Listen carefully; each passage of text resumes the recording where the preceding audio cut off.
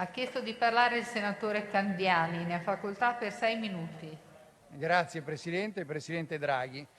Facevo una riflessione poco fa ascoltando le parole di chi mi ha preceduto e in particolar modo quelle del professor Bagnai. Questa è una stagione nella quale noi dobbiamo avere necessariamente lo sguardo teso al futuro, pensando bene che ciò che stiamo facendo ovviamente avrà un riverbero ben oltre questa generazione, ma si proietterà sulla prossima.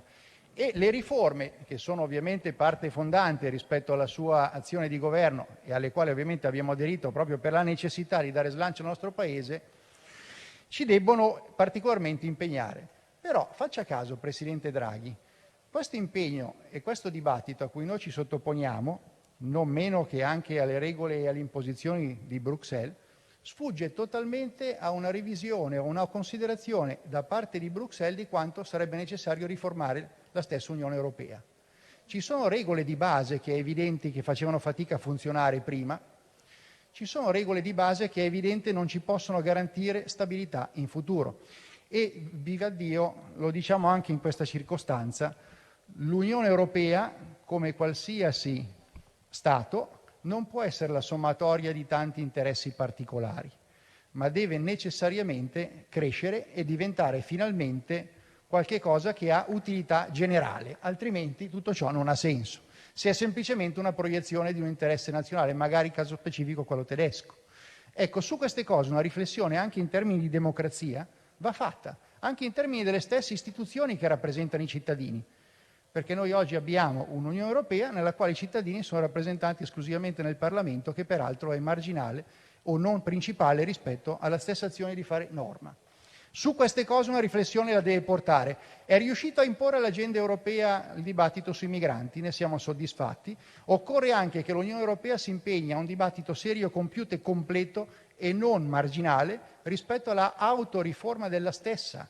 Altrimenti tutto ciò di cui parliamo oggi rischia di scontrarsi poi con le frustrazioni che poi si proiettano sulla nostra popolazione. Vede, Presidente, noi dobbiamo anche ricordarci che in questo momento abbiamo da confrontarci con situazioni ben più ampie anche rispetto all'Unione Europea, perché penso al rapporto economico con la Cina, l'unico paese che nel corso della pandemia non solo ha tenuto il proprio bilancio in attivo, ma ha cresciuto ancora la propria capacità di penetrazione. E questo non può se non essere fatto attraverso una seria politica economica e anche quando serve di protezione rispetto a penetrazioni che troppo spesso e volentieri sono stati invece descritti come un'opportunità per l'Italia. Attenzione, l'ha detto prima, in questo momento domanda e offerta mettono in difficoltà le nostre strutture produttive, fino ad arrivare anche al rischio di un'impennata inflazionistica.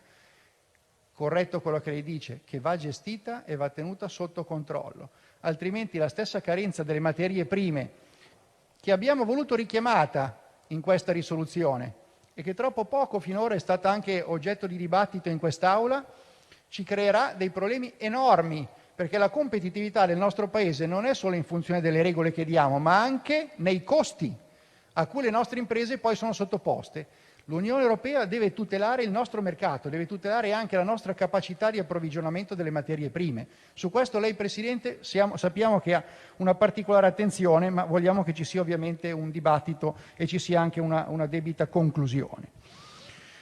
Non è il momento di prendere, ma è il momento di dare. Queste parole pronunciate da lei qualche tempo fa sono state da noi particolarmente apprezzate, anche perché hanno tirato una linea netta sull'obiettivo di governo.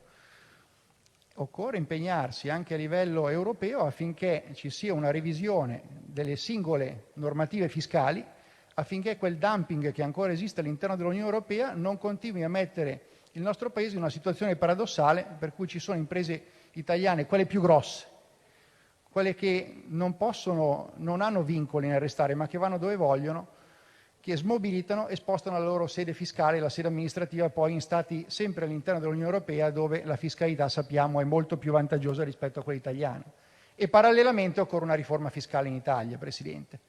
Su questo noi non abbiamo alcun dubbio. Occorre in questo momento dare agli italiani anche una certezza che fare impresa non è un lusso, fare impresa non è un ostacolo, ma è una necessità. spendere i soldi per creare crescita e occupazione, è certezza che in futuro saremo in grado di ripristinare quel debito e di restituirlo. Su questo ovviamente anche all'interno del dibattito europeo la sua voce sarà sicuramente forte. Vede Presidente, nella risoluzione che ci porteremo poi a votare fra poco, abbiamo voluto che al tema immigrazione fosse inserita una specifica nota. Risulta fondamentale, nelle more di una riforma organica delle politiche di contenimento dell'immigrazione e sul superamento di Dublino, assicurarsi che gli stati di bandiera delle navi europee che effettueranno operazioni di salvataggio in mare collaborino nell'individuazione di un porto di sbarco e si assumano la responsabilità dell'accoglienza delle persone soccorse.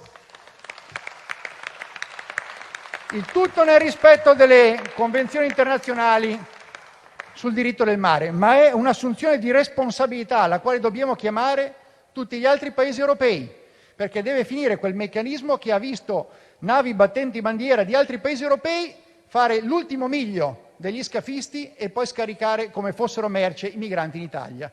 Tutto questo noi siamo al governo per impedire che avvenga e sappiamo che lei... Grazie senatore Candiani.